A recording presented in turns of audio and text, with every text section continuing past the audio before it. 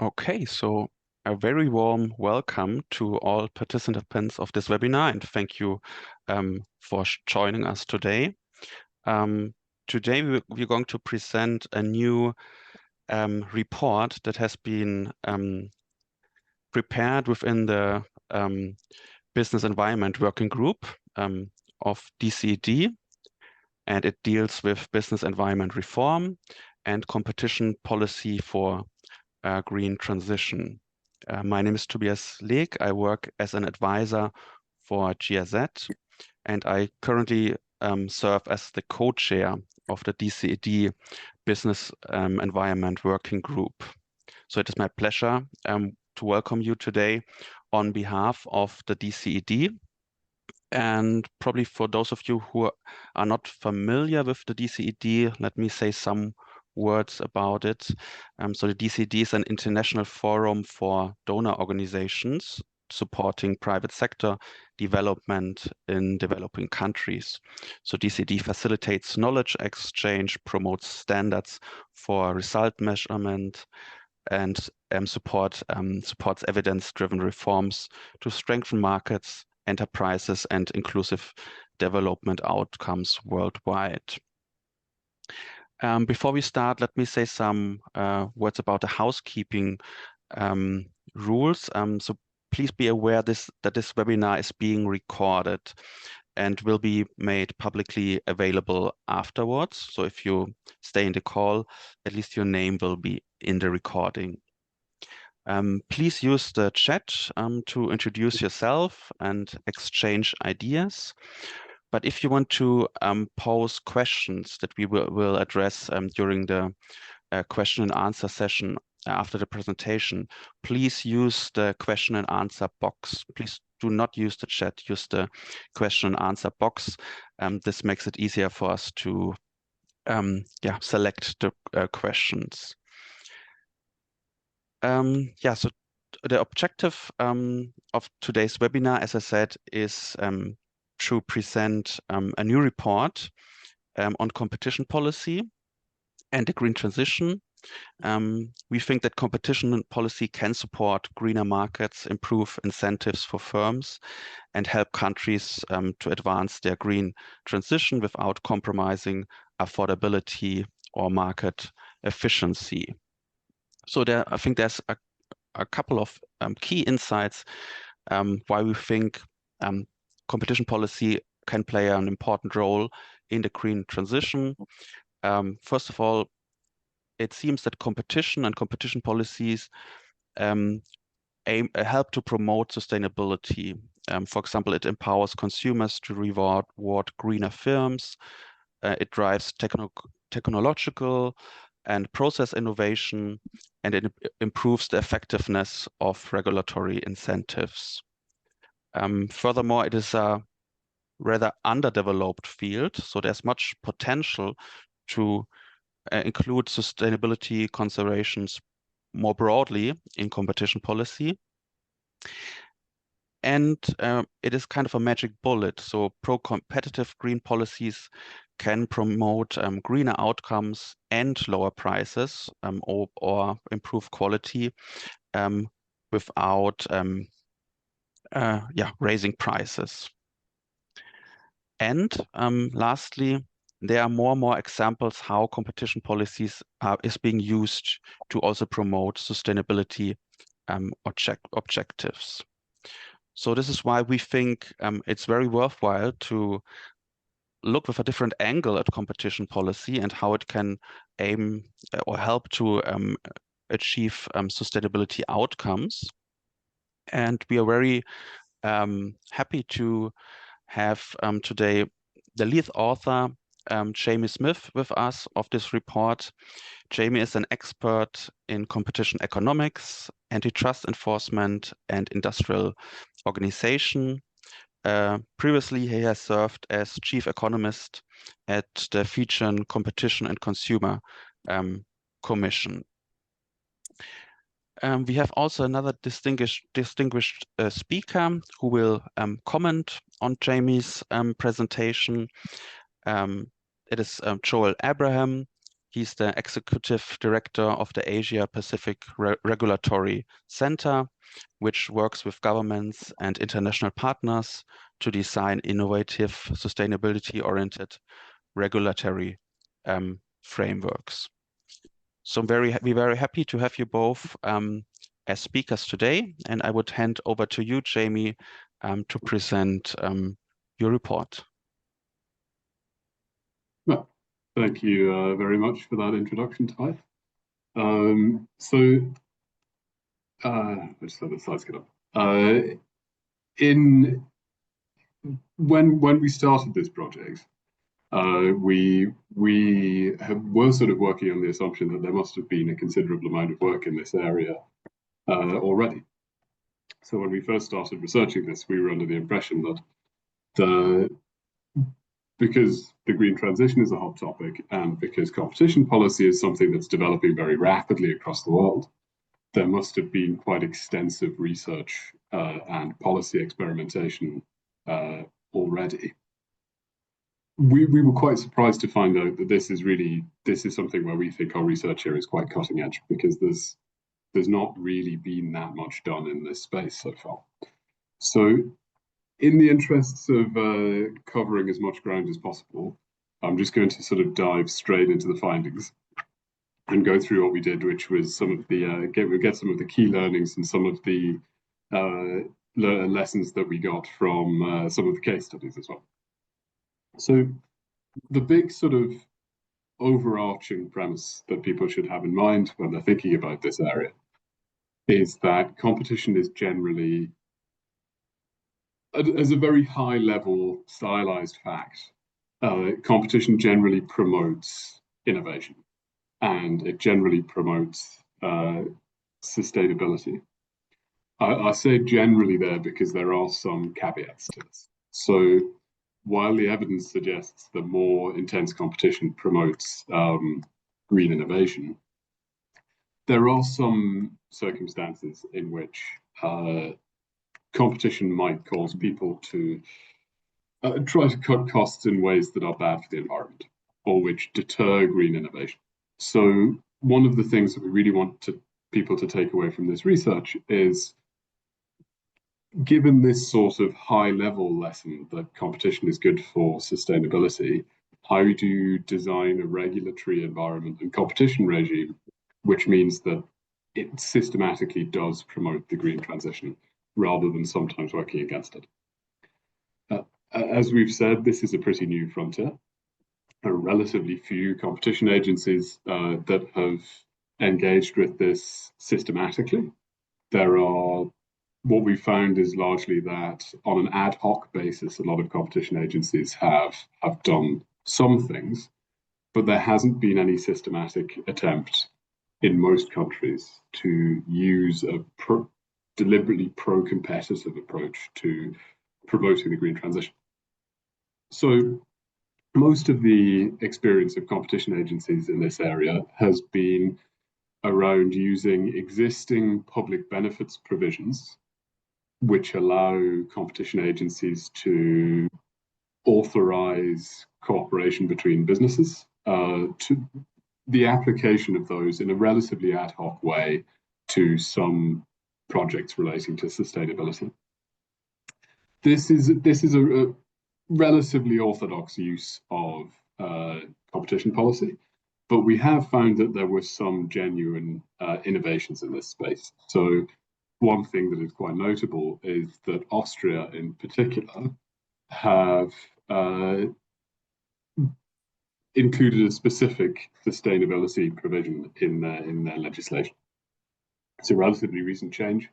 We talked to the Austrian Competition Authority and they've applied it in a few cases, but this is still a relatively new area.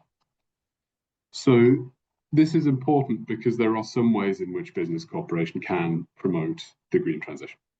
So sometimes you'll find that businesses can cooperate to move to, say, greener methods of production or greener energy sources and this kind of thing, but in ways where a lone mover doing it themselves suffers from a sort of first mover disadvantage, which means that this can only be done cooperatively. Some of the competition agencies that we've looked at, they have provisions that would allow for some forms of public benefits, but the definitions of efficiencies that are used in most legislation mean that taking this into account fully is a bit problematic. So we find that it could be important for competition agencies to develop specific sustainability related approaches to cooperation, which allow for businesses to allow for these business corporations to be assessed on the sort of global externality basis that is required for properly assessing green policy. Next slide, please.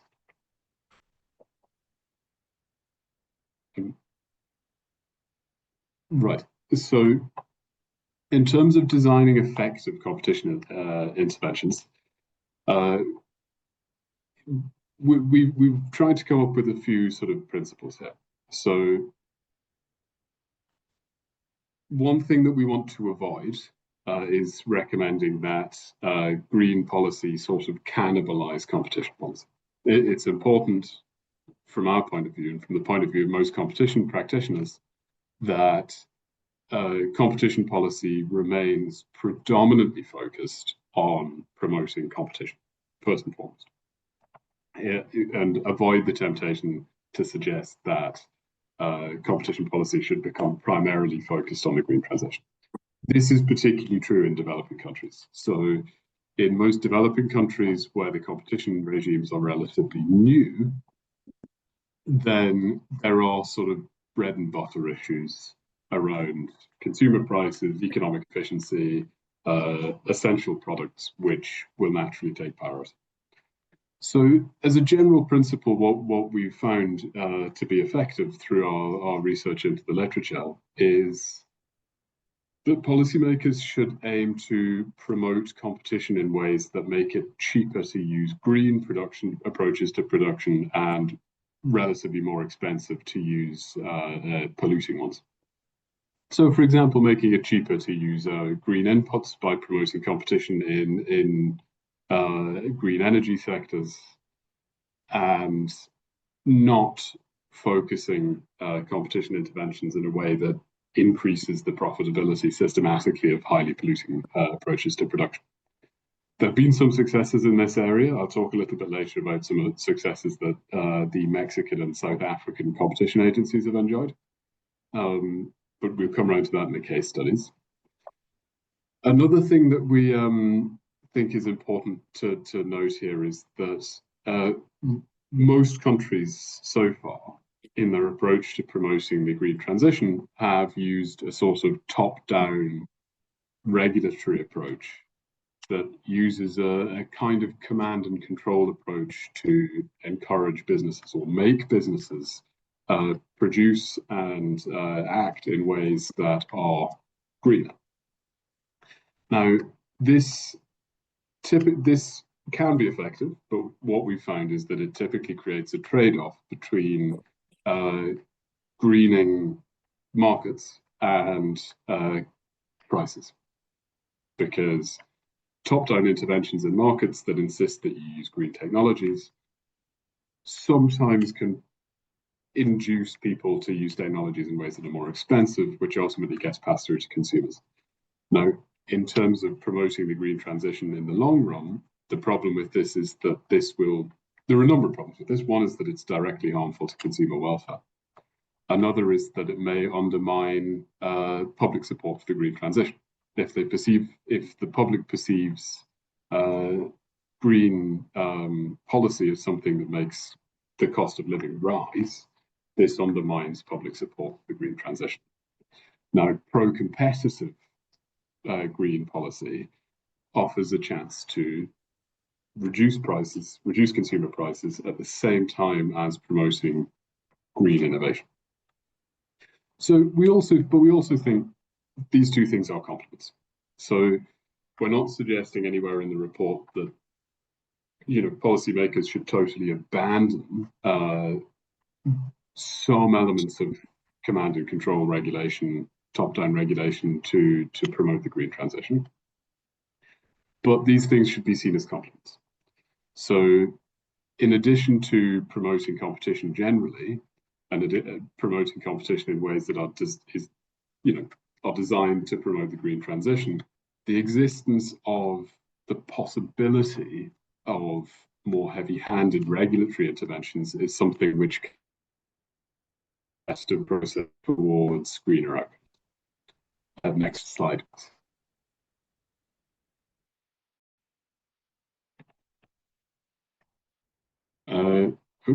So could we move to the next slide, please?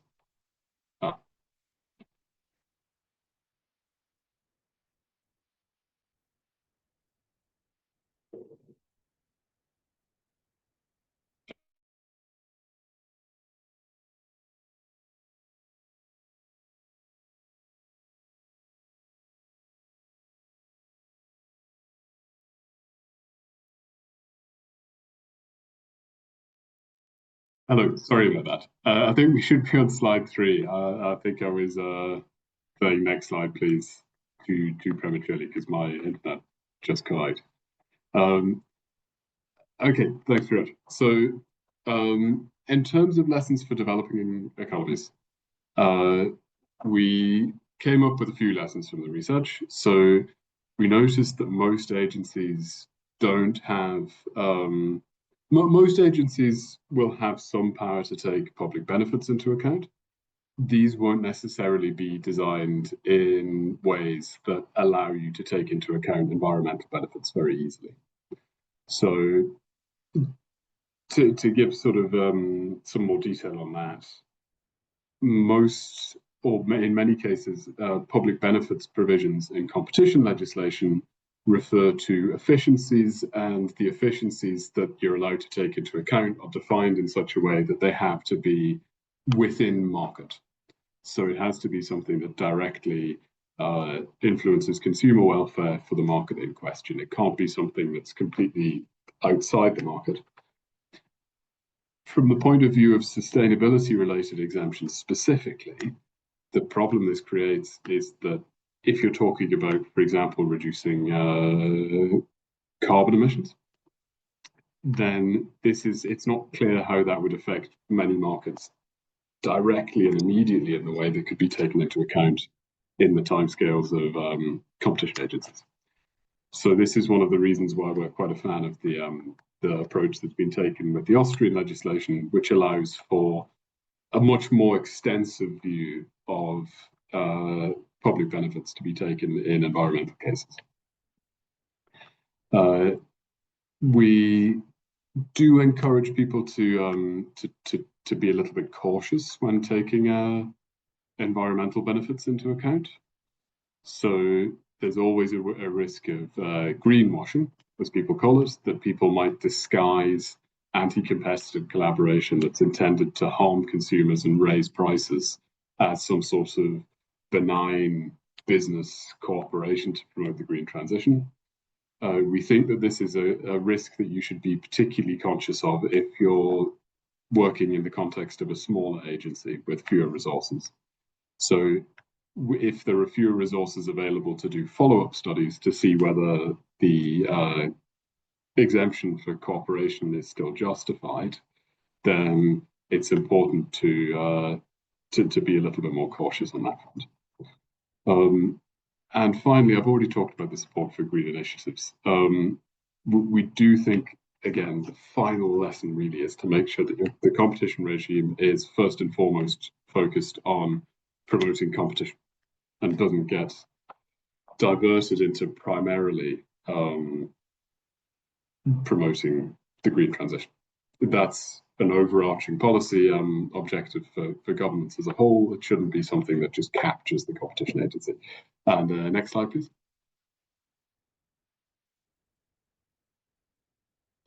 So just to wrap up very quickly, because I think I have taken longer than my allocated 10 minutes.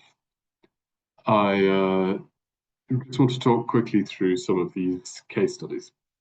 So very kindly, some competition agencies and other bodies agreed to talk to us about their experience and some of the successes and challenges they've faced.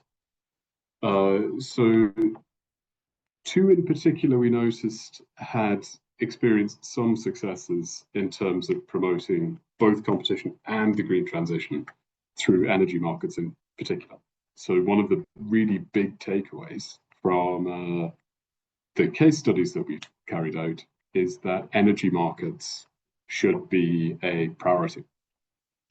In Mexico, there was a competition advocacy about 10 years ago, I think in 2013, led to the reform of the energy market to allow green providers in to challenge the former state-owned monopoly.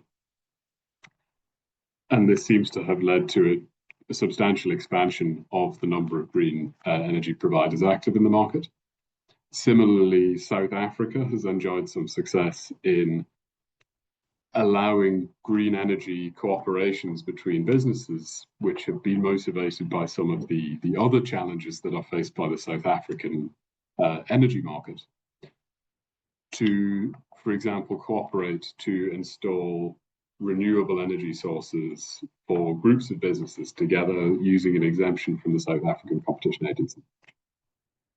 I've already talked about Austria's specific sustainability exemption quite a bit, but this seems to be a promising angle for policymakers to look at, because it allows for some aspects of green cooperations that are otherwise difficult to take into account to be properly considered. We also looked at the experience of China and India in promoting renewable energy. Now, China has taken a very different approach to most countries. China have focused very closely on export promotion. So the Chinese export market for photovoltaic cells and solar energy has been extremely successful. It's caused a huge increase in the supply of solar energy technologies globally. This seems to have been successful both at encouraging their adoption in China and also globally. In India, we noticed that they'd taken a slightly different approach, which involved more direct regulatory intervention in markets in India from the center to promote domestic consumption. This seems to have faced some more challenges. That, as with many such interventions, there have been problems around compliance and problems around measurement that have proven a bit of a challenge to the green transition in India. Finally, we note from both from the literature and from a number of the people who've been kind enough to talk to us for this study that cross-border collaboration on this is something that, because of the nature of the green transition, is going to become more important. So there are two reasons for this. One is that, given the nature of the externalities involved with carbon emissions and global warming, cross-border cooperation is inherently more important, because it's unusual in the sense that it's a totally global market failure. So increased international cooperation is important.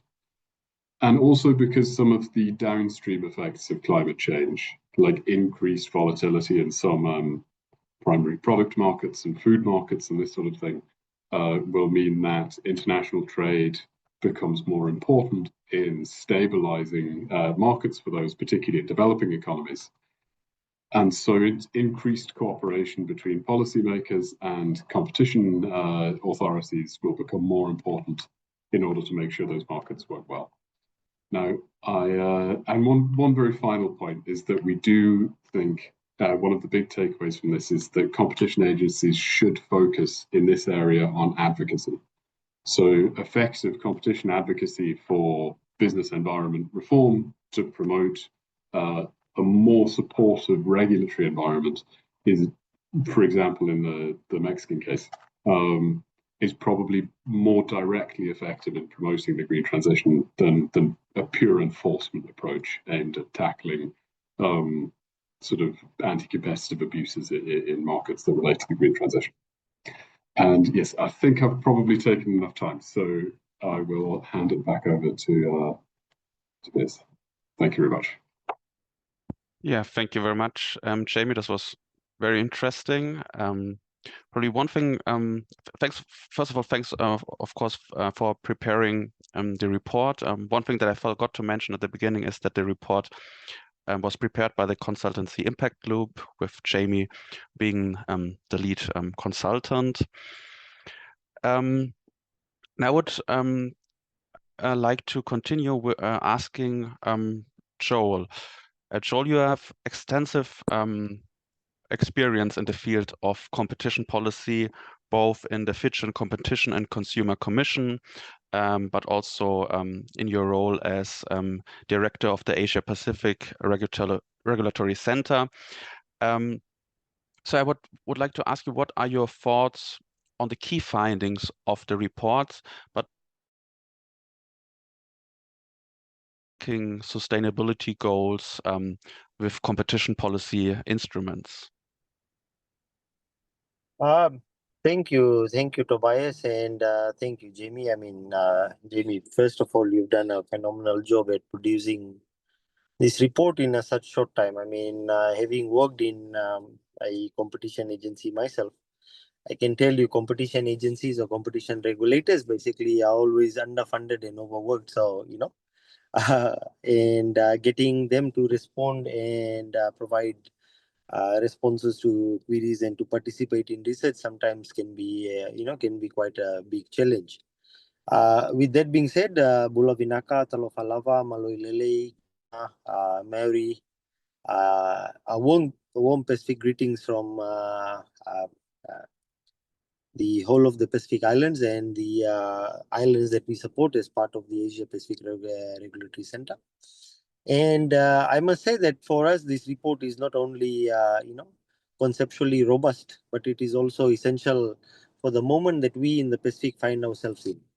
Now, across the world, you may have heard of, different climate disasters, but in the Pacific, we generally emit the lowest and get hit the hardest. I personally have lived through a Category 5 tropical cyclone. In fact, a fun fact about Fiji is that the competition agency in Fiji was initially created on the back of a Category 3 cyclone in the 70s. And the agency was initially created for price regulation purposes. And it was a direct response to, adverse climatic conditions. Now, as I've said earlier, across the world, and we all face the impacts of climate change, but especially in the Pacific, we find ourselves living through a very, unique time, one that is very fundamental for the transformation of the global economy. We see the shifts happening. We see the emergence of AI. I mean, we're just getting our heads around renewable energy and, trying to catch up to the rest of the world, when now the new challenge is, of course, the use of AI and of most of the misuse of AI in terms of, cyber attacks, etc. Now, in the Pacific, if you're looking at shifting, carbon-based economies, or the economic model that is currently being adopted to low carbon or to a resource efficient or a socially inclusive one, now that will require how we see the production of energy first, how our industries operate and how our households consume. We also have to look at the participation of both producers and consumers in the market. Now, this transition should not be just about emissions target or about, very fancy environmental commitments, but it should also be about the structure and the behavior of how market systems operate. It should be about the distribution of economic opportunities and whether the benefits of these transitions can be shared fairly, and this includes small island developing states where the population base is low. I mean, when you talk about competition economics or you talk about market-based competition, you generally work with the assumption that the market already has quite a large number of players, or the market is large enough for enough players to service the market. Now, in the Pacific, I'll give you the example of Tuvalu with a population of 11,000 people. Now, how do you generate the right amount of competition to have multiple, participants from the private sector competing in this space.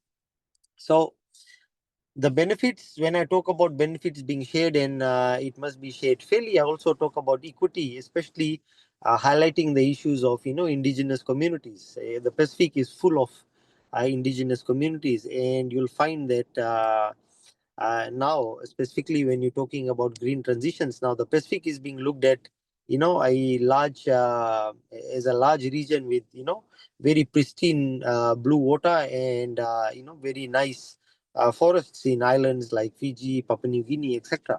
And because of the rich forestry and the ability of the forestry and the ocean to act as carbon sinks, I think this is also attracting a lot of opportunities from people in the participating in the carbon markets to look at the Pacific and whether there's appropriate regulatory systems that can support this sort of environment. And I guess that's why we are here today. We're talking about competition policy and its interaction with the with business environment reform, and how this will be decisive in whether the green transition is affordable, it's innovative, and most importantly, whether it's just, or whether it is slow, distorted, and exclusionary. I mean, think about, you think about even models that are developed in looking at pricing carbon. If that can be taken as an example, you'll see there is no, no model has got any inkling of, how do you price customary rights, how do the customary owners get compensated for the for the costs? Because in communities in the Pacific, say, if I use Fiji an example, say land is owned by the community, it's owned by everybody, and it's owned by nobody. It's a communal system of ownership, and they see their role as stewards, as custodians of the land, who will basically transfer it to the next generation. So I think it's very important to ensure that when we talk about competition policy and business environmental reforms, we are talking about it in a manner that it's affordable and innovative. But at the same time, we must not forget the the angle of justice. I mean, the issue of energy justice in the Pacific, say for example. Now, quickly, and I'm conscious of time, so quickly, I mean, looking at Jamie's report, and I had initially commended Jamie for a very comprehensive report. So, but once again, Jamie, thank you for the report. And looking at one of the report's compelling arguments, we saw that it said that competition policy, when intentionally designed, it does not hinder the green transition; rather, it accelerates it. But if you look at the Pacific, the implications look quite different from a Pacific lens. Unlike large economies, our markets are structurally thin. Now, a single importer may control fuel, or we may have a duopolistic situation. Or you have a single shipping line that may determine the arrival of food and medicine. I mean, as it is, majority of the shipping line that goes out of Fiji is now controlled by the group that owns Fiji Water. So goods coming in and out, I mean, do we have the ability to be able to make choice, or to be able to switch markets, or to switch suppliers?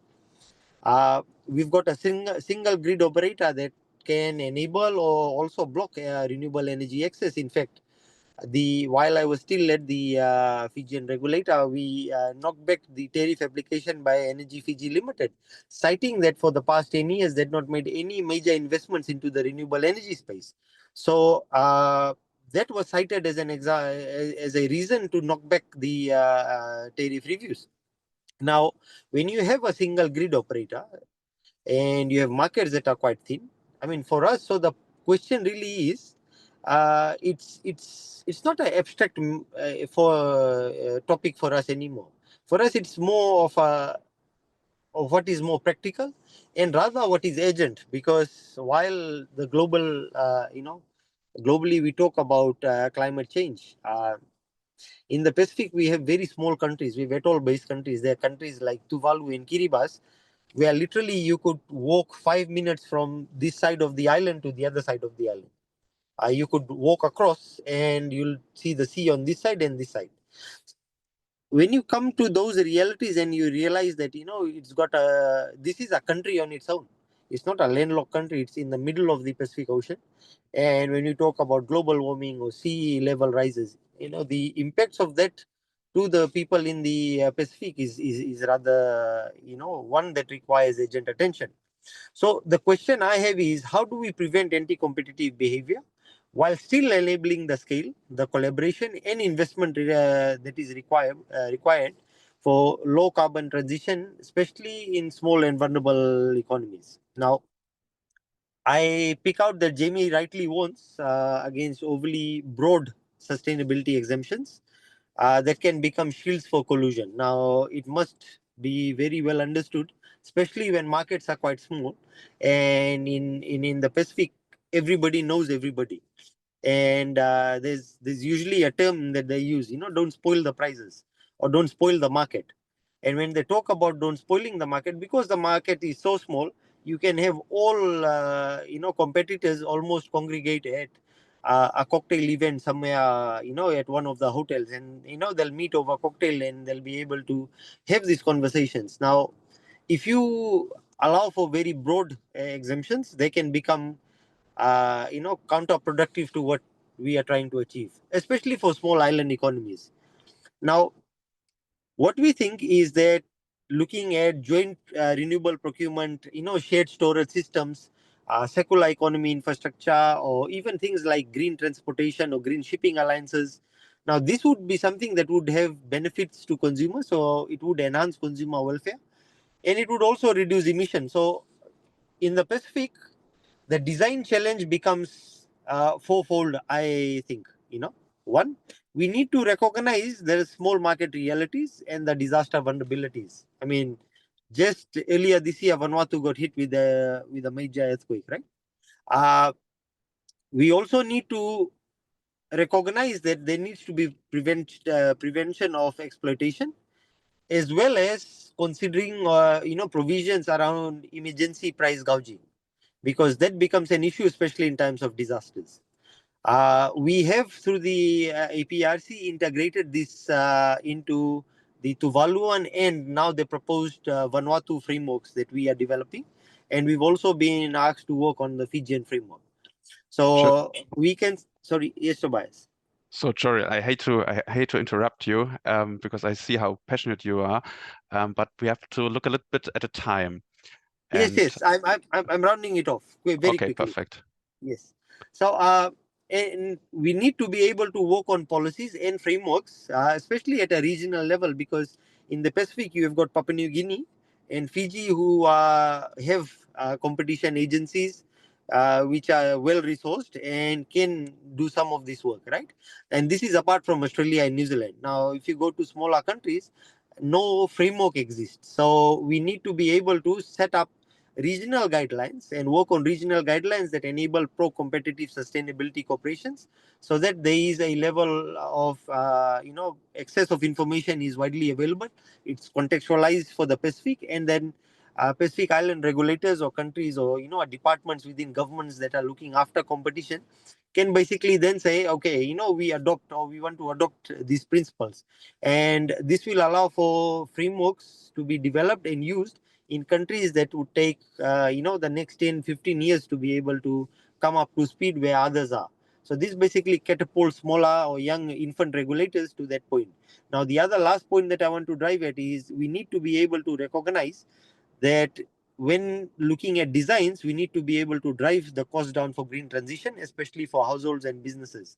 Consumers in the Pacific are very price sensitive, and that price sensitivity will inform the green energy transition. Now, just to wrap up, I've got two other points. There are certain measures that we've put out in Vanuatu. We've got climate resilience clauses within the proposed legislation, clauses 27 to 30, where we talk about climate resilience in competition. We talk about emergency stocking. We talk about looking at relaxing some of the requirements of competition law, especially around emergency situation, around logistical coordination. Or we've also said emergency in terms of we looked at COVID as a good example. So it's not only to do with climate emergencies, but also to look at general emergencies. We're also looking at temporary mechanisms that will prevent price gouging, especially during times of declared disasters. Vanuatu is also implementing a green claims verification process where they will find and penalize false and misleading environmental claims. And there will be formal integration of ESG principles into their framework. Tuvalu, one point of extra difference is their competition framework will also include a green theories of harm, where they will be able to consider environmental damage, emissions impact, long-term resource depletion, and intergenerational market effects.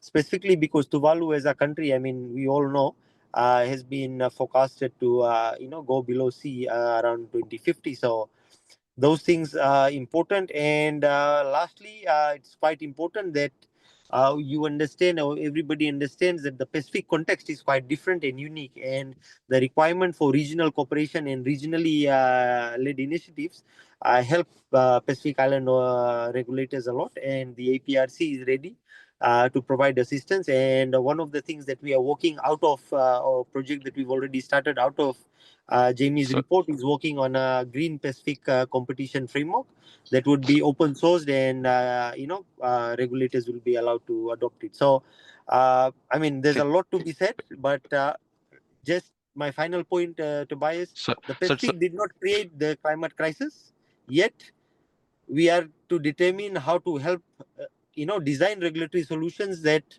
will help not just us but the world overcome these challenges. So please, any assistance that the Pacific can receive post this in taking Jamie's work forward, we are more than happy to welcome and partner with everybody.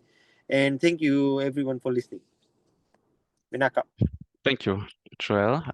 So let's get straight into the questions from participants. So I would like to remind you that you can pose your questions in the question and answer box. I saw we have already one question in the chat box, which I'm going to address now. But if you have any further questions, yeah, please go ahead and write them in the question and answer box. But we have one question from Rubina Rahman. And she asked, how can healthcare projects contribute to the alignment of competition policy and sustainability objects, the way the documents describe? Jamie, do you have any thoughts on healthcare projects and alignment of competition policy? So I will concede that I'm not a healthcare specialist, and we haven't touched on that too much in the report. What I would say is that one thing that we did come across in the report is that pro-competitive policies, that pro-competitive approach both to competition policy itself and to business environment reform, generally across a range of dimensions seem to promote good behavior from businesses. There's sometimes a fear in many sectors, particularly in healthcare and environmental questions, that businesses might be encouraged to behave badly in highly competitive markets in order to drive down costs, sort of cutting corners and engaging in highly polluting ways of producing. But the evidence broadly supports the idea that in more competitive environments, particularly if you have well-informed consumers and effective regulation, that a more competitive environment promotes better behavior from businesses, including in cases of healthcare. Although, as I say, I'm not really a healthcare specialist, so you will doubtless know this better than I do. Yeah, maybe perhaps I can give a take on it. First of all, thank you. I'm also not a healthcare specialist, but I spent about 4 years being on the board of Aspen Medical, which is a Australian-based company that was looking at managing the larger hospital systems in Fiji. Now, from a Pacific regulatory perspective, healthcare systems are not only social services, right?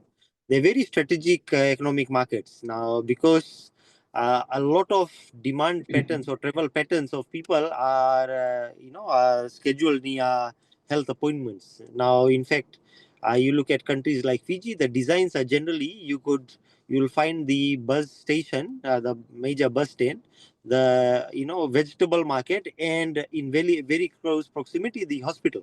So the idea was that, the design of these hospitals, they also are a very large customer to the, on the energy systems, because you're required to run, infrastructure, you're required to run machinery, things like life support, etc., on electricity. Now, how can we look at healthcare projects? Well, I think we can look at it in 5 key ways. One, we can look at uh, how do we design facilities that are clean and energy resilient. We could look at health centers or hospitals, so there could be requirements around solar and storage systems that reduce dependency on diesel powered systems, or that ensure continuity during cyclones, etc. And it could also serve to lower public expenditure on fuel, but also lessen the cost of healthcare as well, because if you're not paying energy bills, and if that cost of energy usage is lessened, then that money could be used elsewhere. So that's one. The other thing is looking at the pharmaceutical aspects or medicine supply chains. How do we shift medical procurement, biomedical equipments? How could we look at pharmaceutical procurements and moving them to low carbon emission shipping routes, or looking at consolidated cold chain logistics, or looking at things like sustainable packaging, etc., and see how we could reduce not only our carbon footprint from the logistical side, but also the waste footprints on essential medicine. Now, the third thing we look at is maybe smart climate smart hospital systems integrated with waste management systems. So things like energy efficient buildings have requirements for water harvesting, have requirements for secular waste, medical processing, etc. Now, all this will require a certain degree of innovation, because in the market, if you're looking at putting out innovation, what you need to do is be able to see if some of the requirements around the competition policies can be reviewed, can be relooked, if some need to be relaxed, if you need to consider logistics, because you'll have about 3 or 4 companies in countries like Fiji, 1 or 2 in smaller countries like Kiribati and Tuvalu that are into waste management. So, by asking or by trying to create innovation, you might also bring in competitors together and put them in the same room. And guess what? While they are not talking about things about green transition, they're also talking about things like price fixing and other collusive practice. But I mean, coming back to healthcare systems, Sure. you could also look at how Sorry, Joel. telemedicine. Joel, I'm sorry to interrupt you, but we Sure. only have 10 minutes left, and I would like Okay. to address Sure. more questions that we have in the chat. So Sure. I'm sorry to interrupt you, but I would like to continue and ask another question that was asked by Joscha Bettke in the chat, and it's an overarching question. He asked, in a nutshell, what does work better for a just transition? Incentivizing the green businesses, or disincentivizing the unsustainable businesses? Jamie, do you have a clear answer to that question? It's a very broad but a very good and important question. So it's probably too broad a question for me to give a really decisive answer to now, but there are some interesting things that we found in our research around this. So the answer essentially is that it depends. There's a very broad brush thing. It depends on the market. We've found that the research suggests that in markets where one of the big drivers is consumer norms. So if you have a market where consumers aren't just driven by thoughts about their own consumption of products, but about how their consumption measures up to everyone else's. For example, in a market, if you're thinking about a market for cars,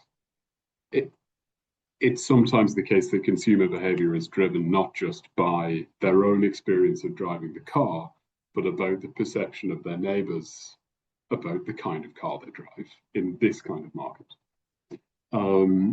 You find that promoting green businesses, particularly through some sort of business cooperation, can be really effective, rather than just punishing the bad behavior. Because sometimes you can find that in markets that have that kind of characteristic, if you can get an en masse movement of a decent number of people from the polluting sort of consumption behavior to the greener consumption behavior, then it can become something that becomes entrenched, and the good behavior becomes the norm. As that example probably illustrates, it's something where you probably shouldn't think about these things as either or.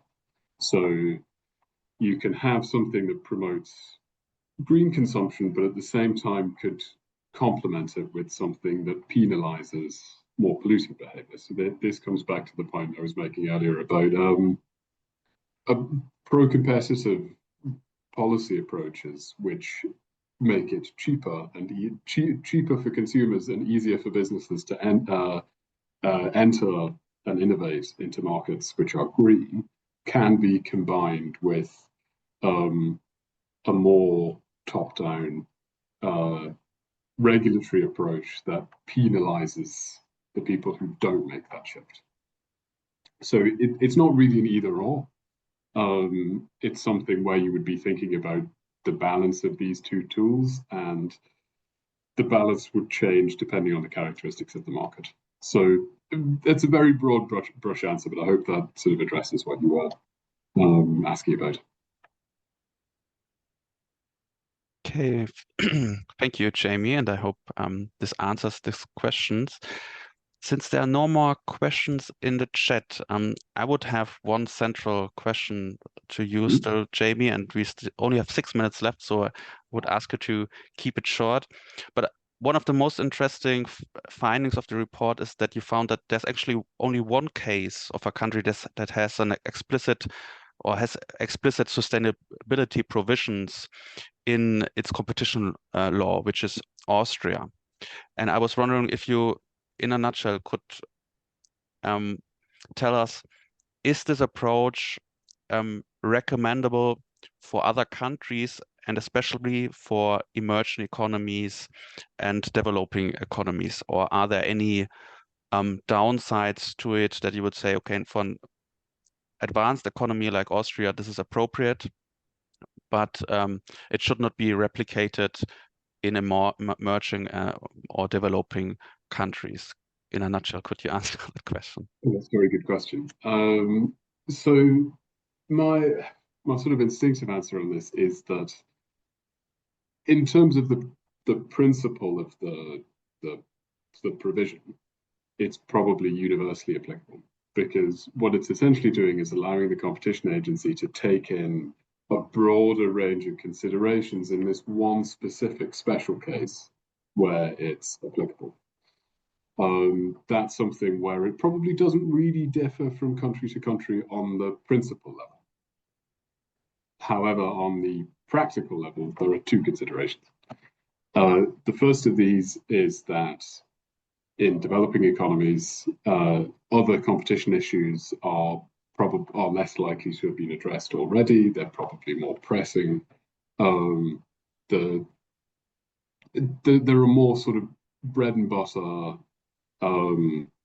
issues that can be targeted in a way that creates buy-in to a pro-competitive regime. That's one consideration. And also that in a developing economy, in many cases, their emissions per capita is quite a bit lower. So the beneficial impact of green cooperation is probably reduced relative to a major industrial economy. The other consideration, I suppose, is a technical one. So